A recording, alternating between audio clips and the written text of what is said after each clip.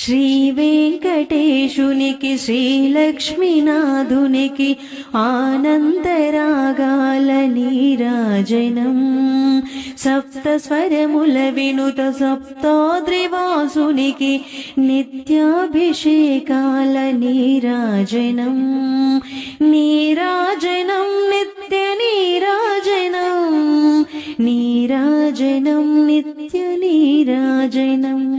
ఈ మధ్య 7 శనివారాల వ్రతం పూజ చాలా మంది చేస్తున్నారు కదా. ఈ పూజ చాలా చాలా పవర్ఫుల్ పూజ అండి.